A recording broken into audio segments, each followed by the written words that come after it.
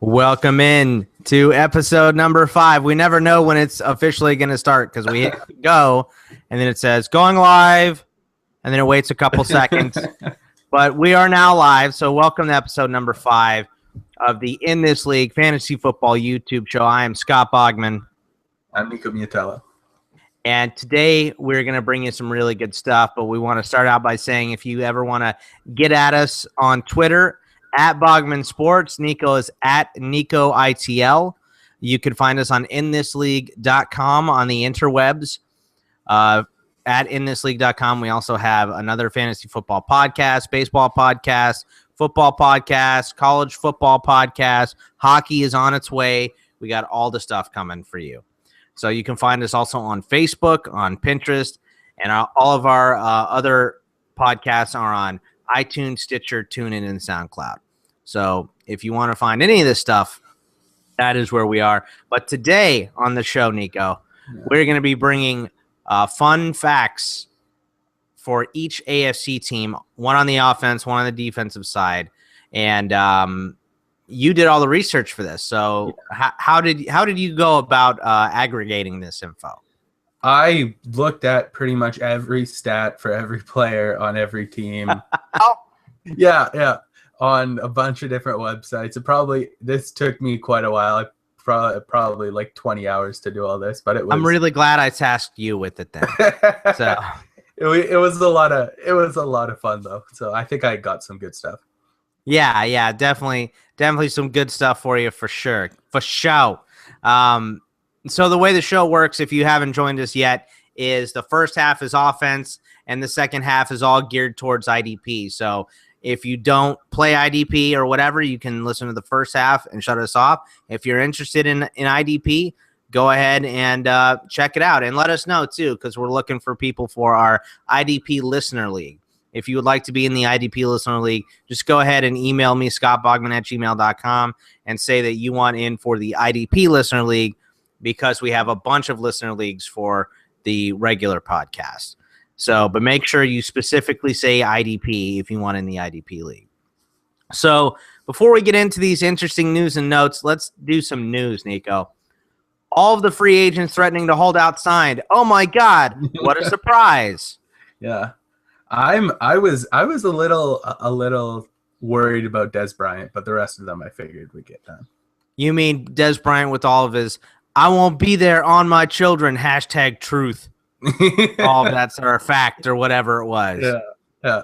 I thought that was a bit much. I mean, you don't have to swear on your children. Like, if you're not going to be there, you're not going to be there, dude. Like, okay, we get it. But it almost never works out. I cannot remember the last time where one of these guys said, "I'm going to hold out," and they weren't there for week 1.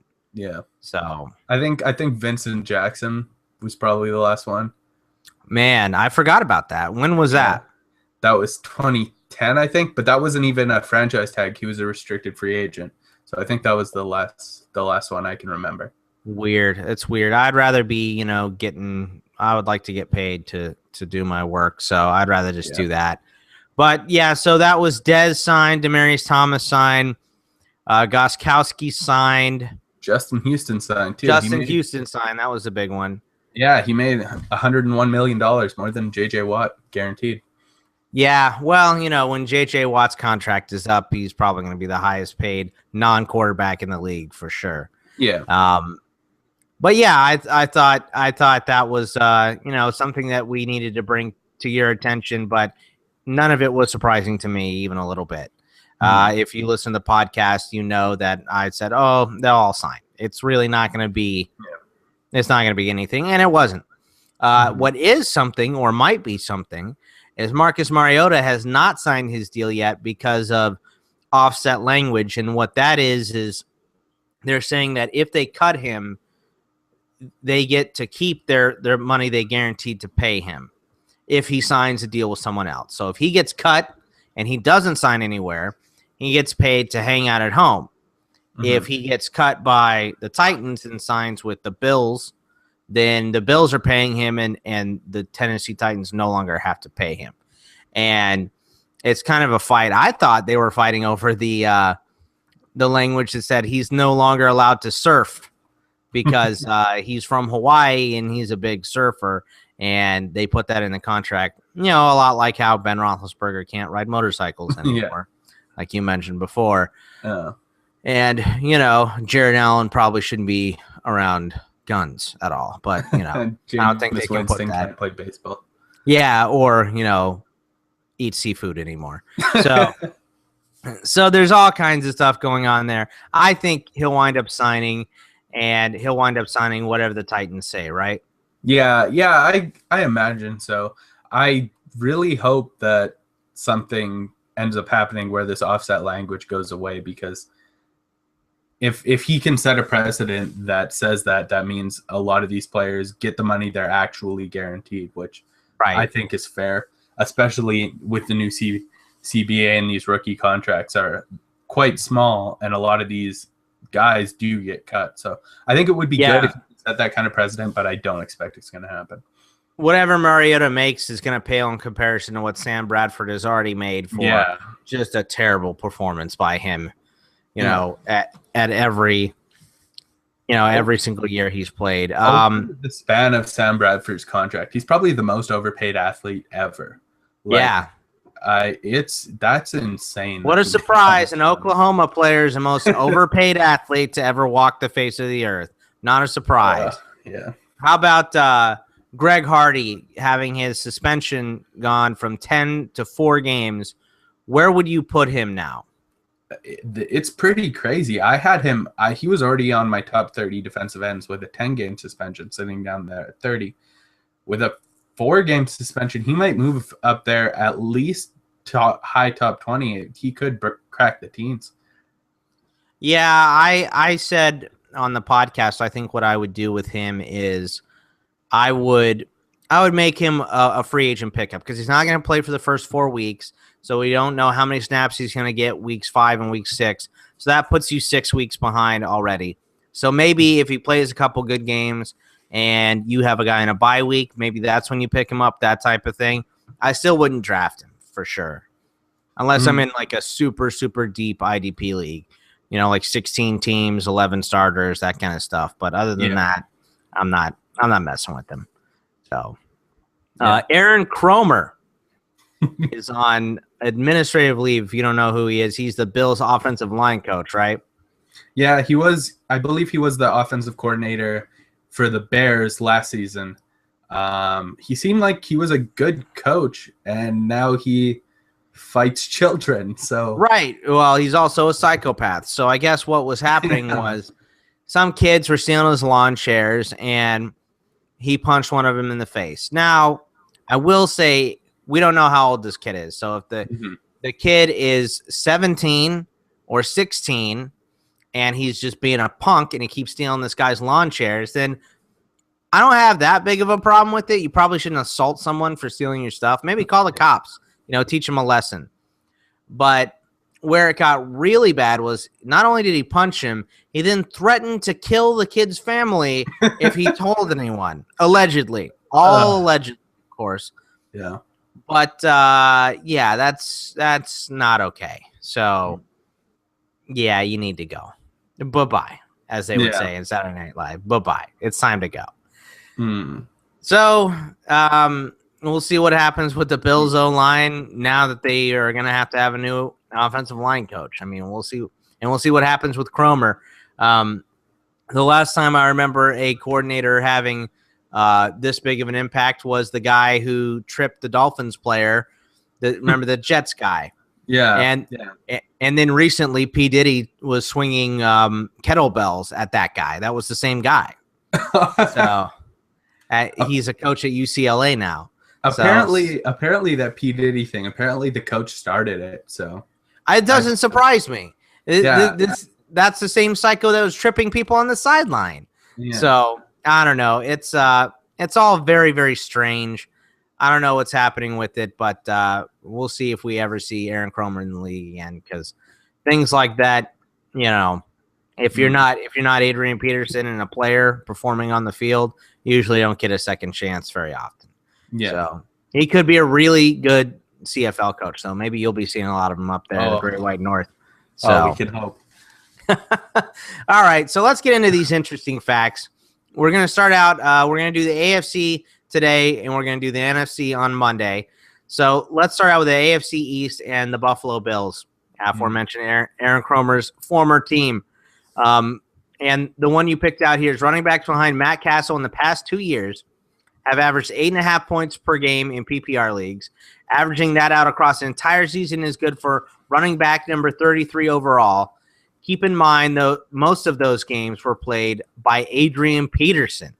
Yeah. So backs behind Castle are no good. If Matt Castle wins this starting job, I'm scared of Shady McCoy. I don't like him as a first-round pick or even a high second-round pick if that happens. This isn't the only reason. I'm not sure, especially with their offensive line coach now going away, that Shady McCoy is a good investment, especially considering how he played last year. I'm scared off him as a whole. Yeah, I think Shady's probably still an okay investment, but I was mentioning this in our player debates that guys, they have no quarterback, whoever wins the job. You know, EJ Manuel hasn't been very good. Tyrod Taylor has played maybe 10 snaps in the NFL. And Matt Castle, we know, is not good and has a really low ceiling. So he's going to be facing 8-9-man boxes. Rex Ryan says he's going to run the wheels off of him. And I'm afraid those wheels might actually fall off. So no thanks for me for Shady this year. But you know, this is an even more damning stat. This one is going to get everybody geeked up. Yeah. That you have here. The New England Patriots, weeks 5 through 17, Rob Gronkowski averaged 18.7 points per game. That would make him 4.1 points per game more valuable than last season's second best tight end, Jimmy Graham. What has this done for you as far as the Gronk train? Are you jumping on? Are you going to take him now? I'm not sure if I'm going to take him now, but I now understand taking him a little bit more. I think where I was looking at him before was around like pick 15, which I'm not going to get him there. And now I'm liking him more about pick 12, and I don't think I'm going to get him there either. End of the first round. Yeah, that's where I see him as a selection, especially because there's another guy we're going to be talking about later who I'm huge on, who I think will be a great pick this year. Gronkowski, though, is unbelievable. If you're okay with that injury risk, I'm very okay with taking him.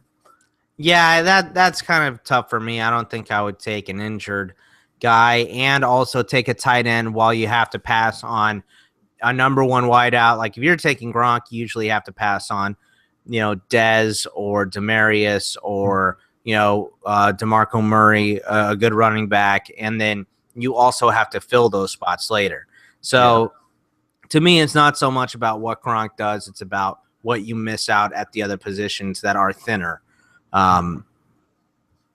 for Gronk. I know Gronk is head and shoulders above most tight ends, but I think that might change this year too because of the other guy we'll be mentioning later.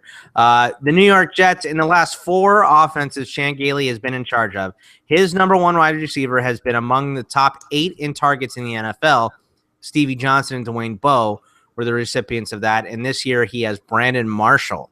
So another chip up for Brandon Marshall, right? Yeah, and he is apparently building a rapport with Geno Smith. Well, Brandon Marshall house hunts in New York. He's been living with Geno. So it seems that whenever Brandon Marshall likes his quarterback, he produces, which, considering his temperament, makes a little bit of sense. And whenever Chan Gailey likes a receiver, he produces. So I can see him liking Brandon Marshall. And we all know what Brandon Marshall can do with a lot of targets. He's one of the best receivers in football. He's falling a lot right now. I'm starting to like him at the beginning of the 4th round. Yeah, he's definitely a stud. And, you know, it's more about who's throwing the ball to him than his talent, because we know how talented Brandon Marshall is. And he played last year, gimpy, almost half of the season. So we know he's got heart too. I really like Brandon Marshall, and hopefully I get him in leagues. I love watching that guy play. Yeah. The Dolphins went 1-6 when Tannehill threw the ball more than 35 times. The coaches will notice this, and we may see an effort to keep his attempts down. Yeah. I like this stat. This is a really good stat. Tell us about the impact on this, besides what I just said, obviously. Yeah, it's a little scary because Bill Lazor runs that offense similar to Chip Kelly, where he likes to throw the ball a lot of times. Maybe not all over the field, but he likes to throw the ball a lot. So if we may see a bit of a shift in this offense where they're running the ball more often, where that can be good is Ryan Tannehill can also run the ball. So in the red zone, we could see Tannehill maybe getting a couple more scores, but this makes Ryan Tannehill's floor a little lower than you would think if him throwing the ball 35 times seems to be a detriment to Miami as a whole.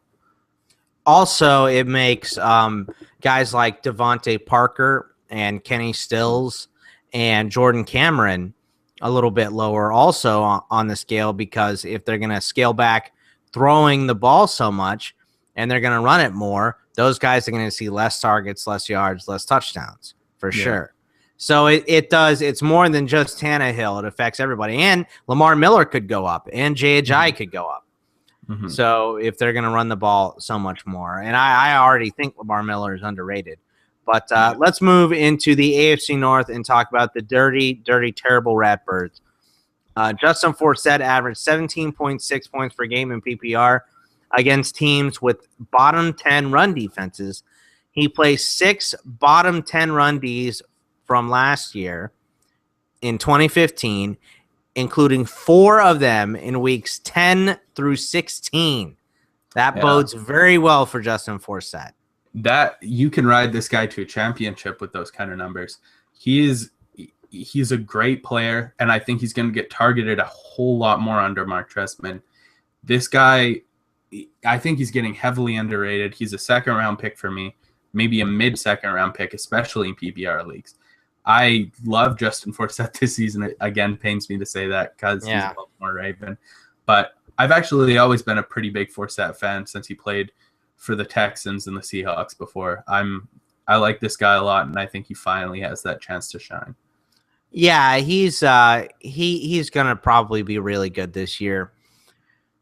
I hate saying that. I mean, I don't have anything else to say about it. He's gonna have a solid year. Well, he plays terribly against the Steelers, so that's always good. Keep fumbling that ball, Justin. Cincinnati, this one surprised me. Andy Dalton was the 3rd-ranked quarterback in fantasy during the 2013 season.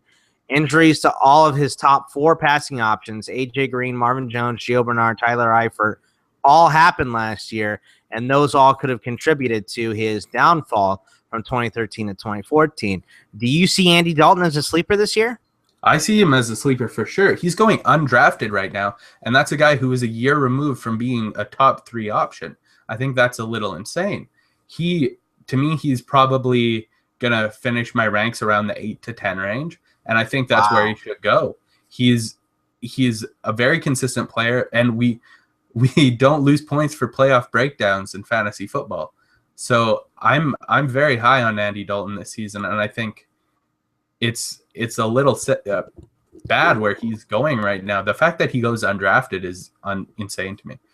Well, I don't think I'll have him that high because AJ Green is coming off the injury. I mean, that's obviously huge for him, so that's good. And Marvin Jones is also coming off an injury. We have to see what Marvin Jones has. You know what I mean? It's not just like he's automatically the Marvin Jones of old. So we have to see what he has. Plus, Gio Bernard doesn't see the field nearly as much as he did last year or as he did in previous years because Jeremy Hill's so good. And Tyler Eifert, it's just, I mean, that dude could be made of glass. If he gets hurt again, we can officially put the injury-prone label on him, and, they can start looking at other tight end options for sure. Tyler Kroft, exactly. So I don't think I'll have him as high as 8 to 10, but I don't think I would have him undrafted, especially in 2 quarterback leagues or deep leagues. Yeah. Moving on to the Browns. Before the Browns went off the rails in week 13 and lost 5 straight, wide receiver Andrew Hawkins was on a pace to finish as a wide receiver 3 with Brian Hoyer as his quarterback. Hawkins also graded out as the 5th best wide receiver, according to Pro Football Focus, during that time span. So even more good stuff for our boy, Andrew Hawkins. Yeah, Andrew Hawkins is definitely worth a look. He's going also undrafted, and I think you can't go wrong with a guy like him in rounds like 10 through 13. He's going to produce probably as a wide receiver 3, even though Josh McCown and Johnny Manziel are not the best duo of quarterbacks. I think they're better than Brian Hoyer. And Hawkins is a very talented guy. If they can get the ball to this guy, I could see him with the ceiling of being around the 20th to 25th receiver this season. Yeah, I could definitely see that, and just better than Dwayne Bowe, right? I mean, that's the point I've been hammering home all the time. Dwayne Bowe had a couple good years, and it seems to me that he's just given up. So I'm out on Dwayne Bowe. I think Andrew Hawkins will outperform him by the end of the year. Yeah. So this one for our Pittsburgh Steelers, Nico, subtracting weeks 8 and 9 from the calendar, Roethlisberger's 2 6-touchdown games, still leaves Ben third in passing yards among QBs. Ben's season was a lot better than most realized, and I really think that's because it was his second year in Haley's system. He's getting the ball out quicker. He's not being hung out to dry. Plus, he has a little, check down guy named Le'Veon Bell, which is nice. Yeah. A lot of people are low on Ben because they see last year as an aberration because it was by far his best season. Well, his whole year he's been making guys like Santonio Holmes look like and Mike Wallace look like all-star receivers, and we see what happens to those guys when they leave Ben Roethlisberger. Finally, he has these great options. He has guys like Martavis Bryant, Antonio Brown, Le'Veon Bell. Marcus Wheaton is a good slot receiver. Now he's even adding a third-round receiver in Sammy Coates. I can see Ben being one of those guys who is a top 5 or 6 quarterback this year. And he also has that potential to have a 6-touchdown game, which can win you the game at any time. He's going to be one of my favorite guys for sure in DFS this season. And isn't it nice knowing that he can have those 6-touchdown games, those high upside slinging games? I mean, that's good for you, not bad for you. So I never understood the hate. I mean, I understand trying to find things like that, but throwing 12 touchdowns in a 2-week span is a good thing, not a bad thing. Yeah, I don't get that. Those games happened in the NFL. They count. Yeah, exactly. It's a little insane. You won your week because of those. If you had Ben and you had 6 touchdowns 2 weeks in a row, you won those weeks.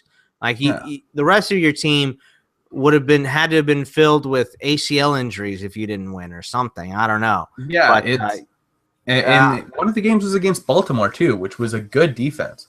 Right. Yeah, and I don't know, man. I just don't understand the hate, but I'm also a homer, so I'll give that up.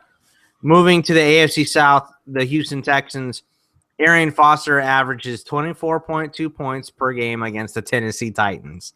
This year, he plays the Titans in Week 8 and in Week 16 when you're going for that gold, when you're going for that strap, when you're going for that ring, all that stuff.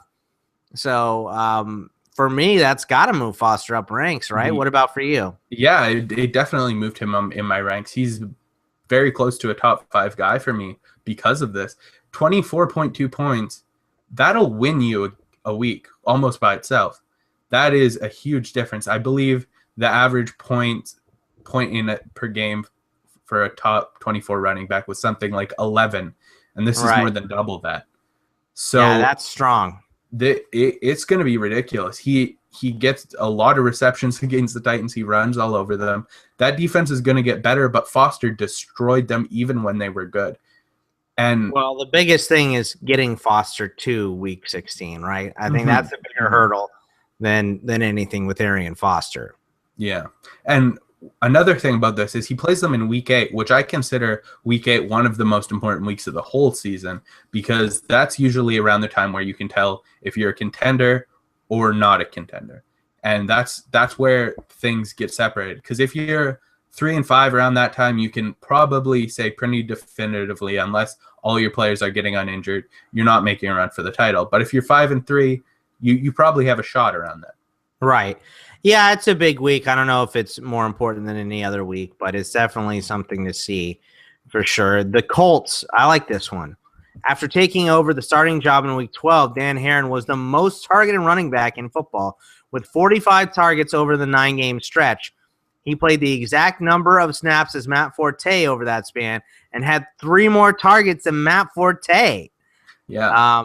What does that tell you? Does that mean that Boom is going to eat into Frank Gore's snaps, especially on passing downs? Yes, that tells me that a lot. I think definitely that Dan Herron was starting to become a focal point of that offense when they started going deep into the playoffs. I think Dan Herron is a little overlooked this year. I think Frank Gore will probably be the main back, but he is old, and I could see them definitely in a 60-40 time split where Dan Herron sort of plays the Gio Bernard to Frank Gore's Jeremy Hill. But again, Frank Gore isn't Jeremy Hill at this point in his career. So Frank Gore isn't the top 12 back for me that he is for most people. Yeah, I wouldn't put him in my top 12 for sure. I like Frank Gore, and I like what he's given the Niners for so long, but that's a passing team any way you cut it. So, I mean, Luck is going to be slinging that rock a lot. How about Jacksonville? In Allen Robinson's 9 games as a starter, he averaged 8.7 targets per game. Over a 16-game schedule, that puts him 7th in the NFL with 140 targets. PPR They're saying he looks good in camp. They're saying he looks good in camp, too. I mean, okay, how high is Allen Robinson's ceiling this year? In standard leagues, give me his stat line. Receptions, yards, touchdowns. What's the ceiling? You're not saying he's going to get there, but the ceiling. Okay. The ceiling for me is probably like 100 catches, 1,100 yards, and 8 scores. Okay. So absolute ceiling. I like that. Yeah, that's good. He's sort of like a better Kendall Wright, in my opinion. He's a really good player, and I think Blake Bortles loves him, and that's very important for young quarterbacks. As soon as they develop with a rapport with a receiver, that guy usually gets peppered. I think this guy is going to be a PPR beast. He's going to be one of those guys who every week is getting you at least those 4 or 5 points just from receptions, which that's a guy I want on my team. I see him as a mid-range wide receiver 2 in PPR leagues. He's probably closer to a wide receiver 4 in standard, but I love him in PPR leagues. How about the Welsh and I had the argument, you have to take Jeremy Maclin in the 7th, you have to take Allen Robinson in the 9th. Who are you taking? It was really hard for me because Allen Robinson was on pace to tie Jeremy Maclin in targets because Maclin also had exactly 140 targets. I think this year I might take Allen Robinson, but okay, I like Jeremy Maclin as well. That's fair. That's fair. Well, I suggested taking both of them. Like if you take one of those big wideouts and you have to fill your running back spots after that, maybe you come back with those guys in rounds 4 or 5 or 5, 7, whatever it is. Yeah. So I really like this one. It makes me really hate Bishop Sankey though. Yeah. Running back Bishop Sankey's longest carry of the season went for 18 yards. For contrast, Trent Richardson's longest carry went for 27.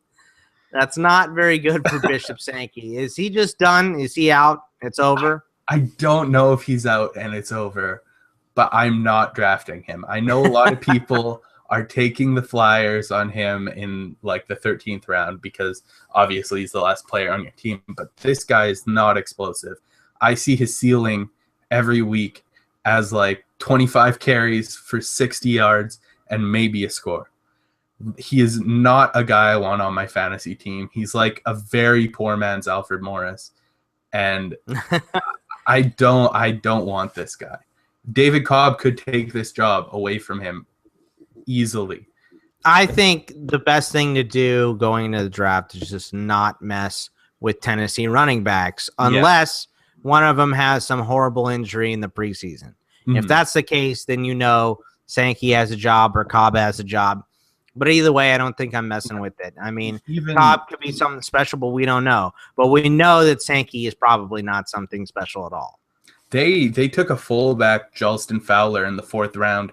So even if one of those guys had a very bad injury, I could see Fowler playing a Marcel Reese role or Mike Tolbert role and just ruining everyone's value.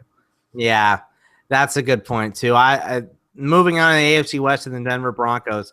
Peyton Manning went from averaging 323 yards and 3 touchdowns per game in his first 11 to 230 yards and 1 touchdown in his last 6, including the playoffs. That's a 15.6 point per game swing.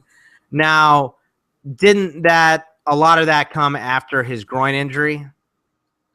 Yes, but his groin, I think he had a calf too. But it was already trending downward. I believe his last 2 games of those 11 weren't very good. And I think it was before the 5th game that the groin injury happened. So he was already not doing so well. But that 15.6 points per game turned you from a powerhouse to a one and done in the playoffs. And right. I can't trust that. If you draft Peyton Manning and 6 weeks into the season he's winning you games, trade him as fast as you can. Get rid of him, get someone and add something to it, because people love Peyton Manning, and I'm terrified that that's going to happen. And I just think the age is beginning to finally wear him down. Especially with all of the stuff going on with Gary Kubiak's offense and how they run the ball so much more. And I think also, looking outside of just Peyton Manning, I think Demaryius Thomas is going to get his targets and C.J. Anderson is going to run the ball well. But this really throws a wrench in Emmanuel Sanders' value and Cody Latimer's value. So I really think you have to take all of that into thought when you're looking at any quarterback underperforming.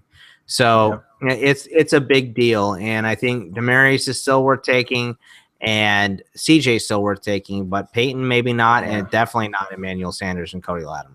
Yeah, speaking of Cody Latimer, though, they've been talking about him taking some snaps at tight end. If that happens, he's a little intriguing to me.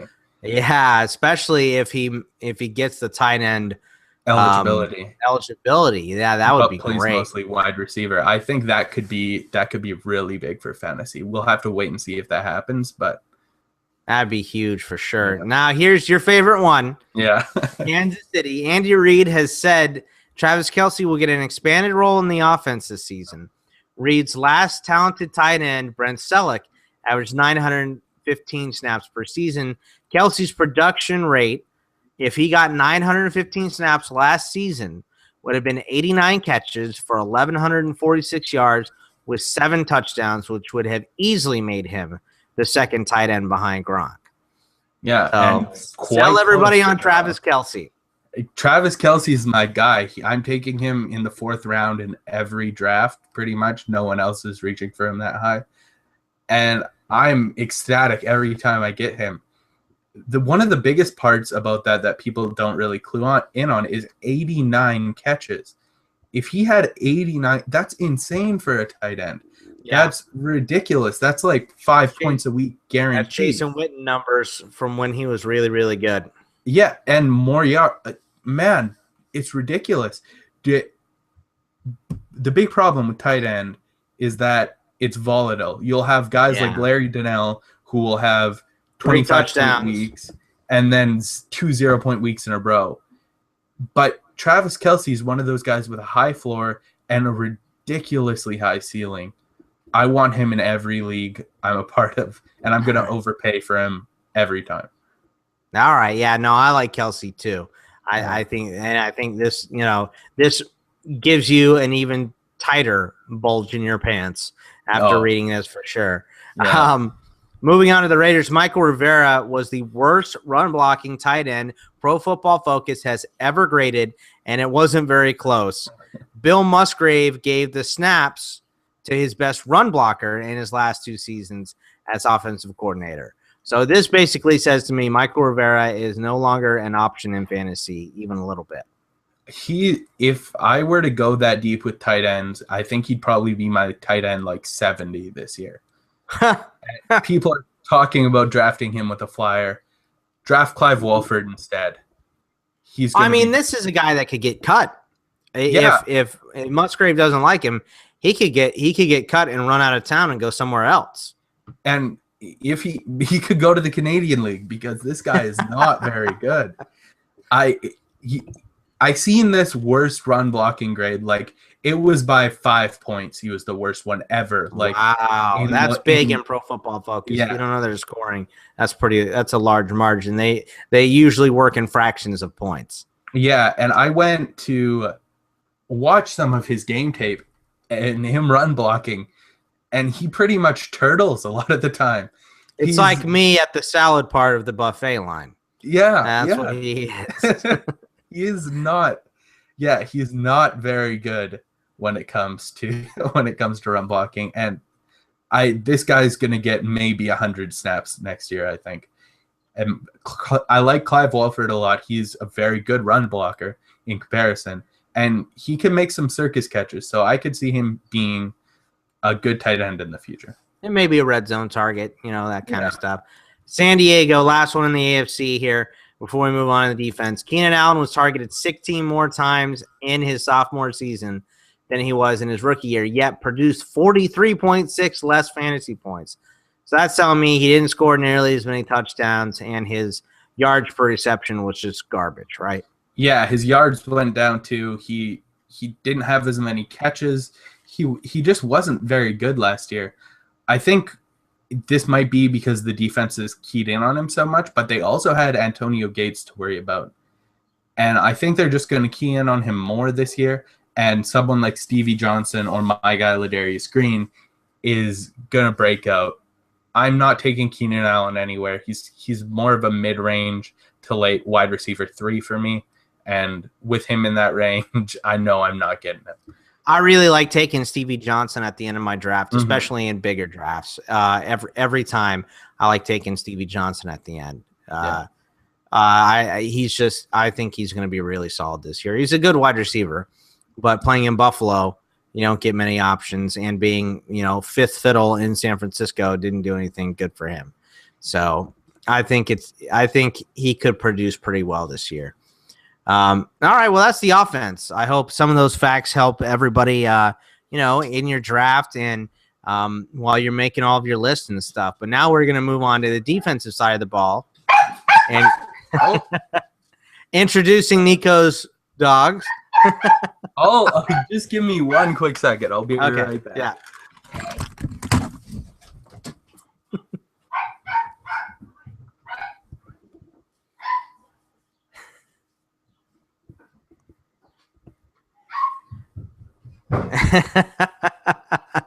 Well, we have the dog show there on Nico's side. Did you get them all wrangled up, Nico? I did. At least one disaster per episode on my side. That's all right. It's really not that big a deal. We got it taken care of. All right. So that was a good transition. So we go to the defensive side of the ball, and we start out in the AFC East, and we'll start out with Buffalo once again. And I really like this one. Mario Williams finished the year strong with 9 sacks in his final 8 games. He also performed well, 5 sacks in 5 games during his only previous stint as a 3-4 outside linebacker. However, as an edge rusher, he hasn't had more than 10 sacks in any edge rusher, in a Rex Ryan defense hasn't had 10 sacks or more since 2006. So we kind of say some good things about Mario, and we kind of say some bad things about Rex Ryan's system. So where does it lie for you? Where is Mario? Mario's still pretty high for me because I just think he's the most talented guy Rex Ryan's ever worked with, including Terrell Suggs, because Terrell Suggs is only good against the Steelers. Right. But Mario Williams is a freak. I really hope that Rex Ryan uses him properly. But again, Rex Ryan cares so much more about the run than the pass, which is kind of not the greatest thing in this day and age. Right. So I guess we'll have to wait and see. But it does temper my expectations with Mario a bit. I think I had him as a top 5 defensive end. He probably falls a little bit to like 6 or 7. Okay. Yeah, I think all we're seeing here is the chance for him to be super, super elite or to be at that bottom end of outside linebackers, tight defensive ends. Like he's a big boomer bust guy for sure. And this year we'll find out because it'll be his first year with Rex for sure. Yeah. Last season, moving on to the Patriots, last season linebacker Jamie Collins averaged 5.5 points per game with Jared Mayo in the lineup and 12.7 games without him. Over a 16-game slate, Collins would have been the first linebacker, the number one, without Mayo. With Mayo, he would have been the 66th linebacker. Yeah. So Jamie Collins is a guy that you're not big on while Jared Mayo is healthy. Yeah, and a big part of this is Jared Mayo is not very often healthy. So he's one of the guys who, for some reason, we have this epidemic in the NFL where inside linebackers get hurt all the time, whether it's Brian Cushing, whether it's Sean Lee, Jared Mayo, Sean Weatherspoon, everyone gets hurt in those positions. They're in those pile-up tackles. You know, they get rolled up on a lot. It seems to be happening more now than ever before. So I'm high on Collins if we can get Mayo out of here early. If there's a preseason injury, Collins becomes a top 3 linebacker for me. If there's not that preseason injury, I'm tempering my expectations with him. Okay. The New York Jets' Marcus Gilchrist was tied for the second most among DBs with 7 tackles for loss last season. This year, he'll be playing with Revis, Buster Screen, Antonio Cromartie, and that should give him way more opportunities to play up in the box and maybe get more of those tackles for loss, correct? Yeah, I think I could see Marcus Gilchrist actually challenging for the record amongst DBs with tackles for losses, which I believe is 12. So I could see if he plays. Who owns that? More in the box. I think it's Troy. Yeah, I figured it was Troy. I figured it's Troy or Rod Woodson. So yeah. I might be wrong about that. I seen that sort of in passing, so I might have taken it wrong. Ed Reed could be in there too. I mean, there's plenty of guys who play up on the line. So yeah, I could see Marcus Gilchrist around that range, which is always good because he's also a guy who will get you 4, 5, 6 tackles a game, and if he's adding that 1.5 per game with tackles for loss, that's pretty big. I like Gilchrist a lot. I also like his safety mate Calvin Pryor a lot. I want both of them in my leagues. I see Gilchrist as safety 2 and Pryor as a borderline safety 1. All right. Yeah, that's a pretty interesting stat. I don't think it completely makes your team, but yeah, I think that's a pretty interesting stat, and hopefully he will be able to add a couple extra tackles for loss. In Miami, safety Rashad Jones finished as the 25th defensive back, but he was on pace to be the 3rd before his injury. Or was it he didn't start the year as a starter? That's what it was, right? He didn't play. I didn't write a part of the stat out, I think. He didn't play in the first 4 games, I think. I think he was suspended. Okay.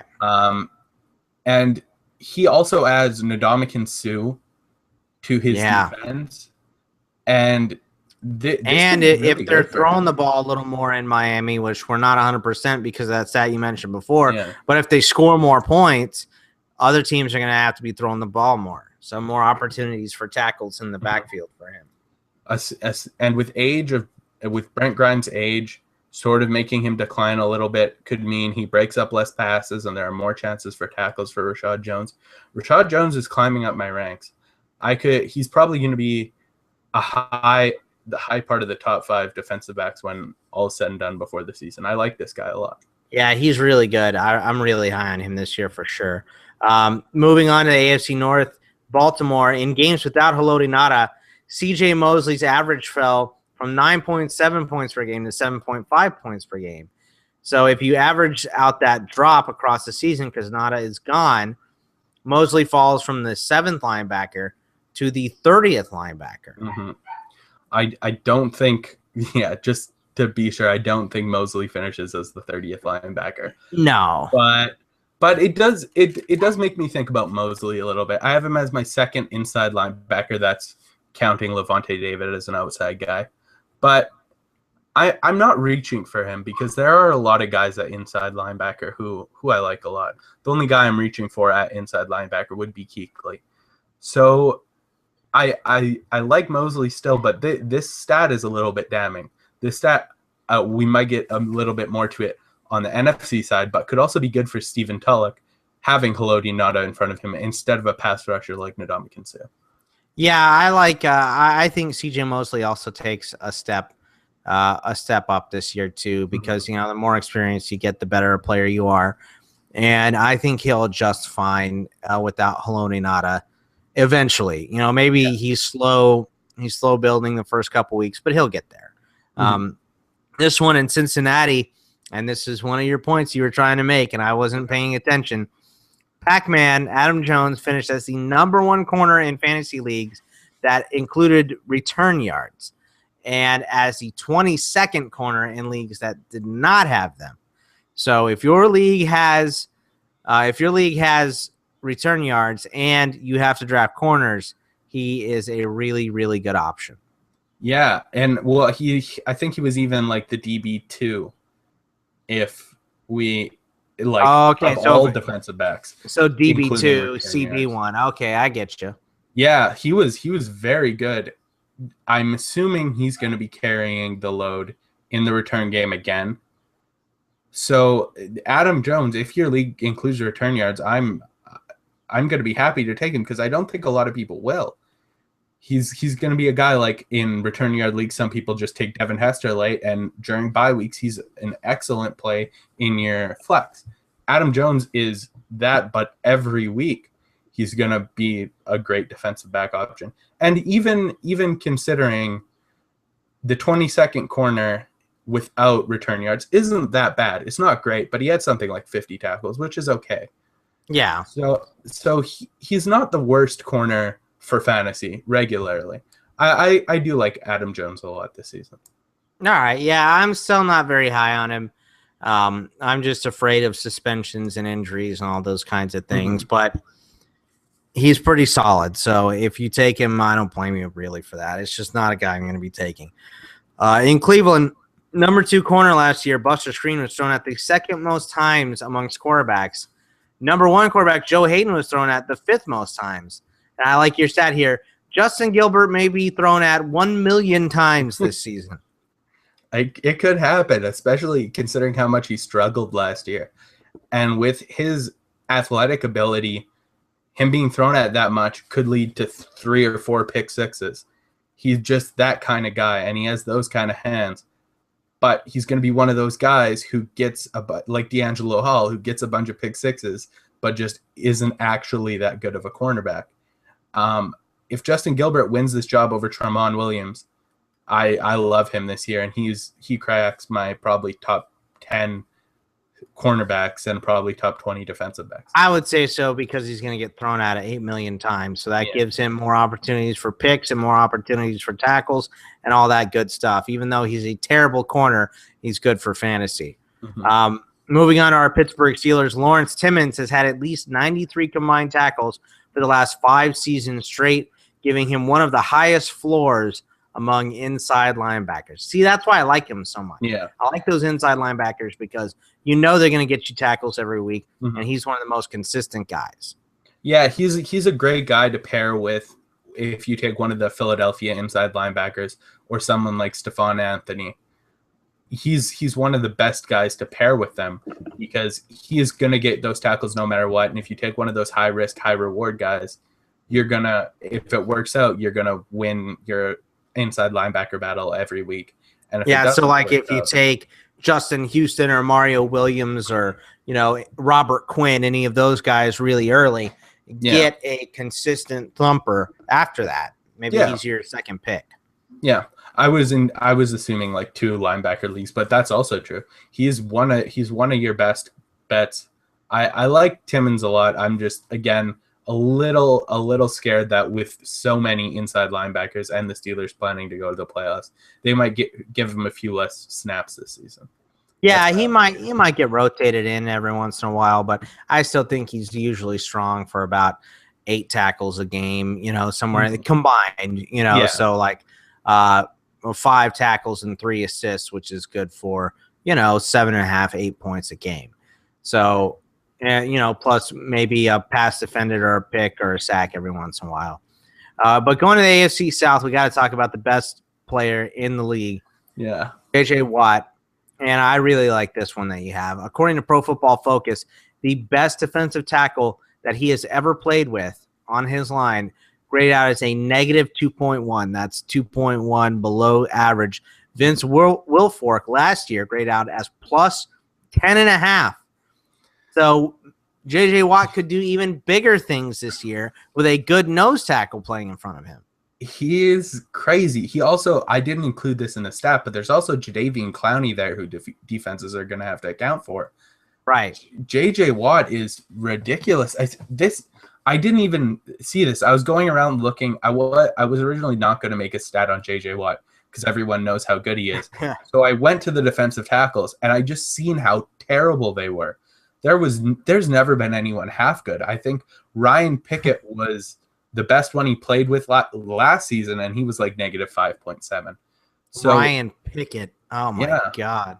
Coming into this season, Vince Wilfork he's a great player, and JJ Watt could get loose. I'm gonna call it right now. I'm gonna go out on a limb and say JJ Watt gets the sack record this year. Finally takes it away from Strahan and his stupid gap teeth.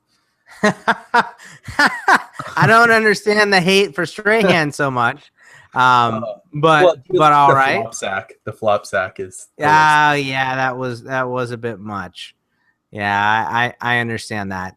But going to the Colts, the next one, the Colts.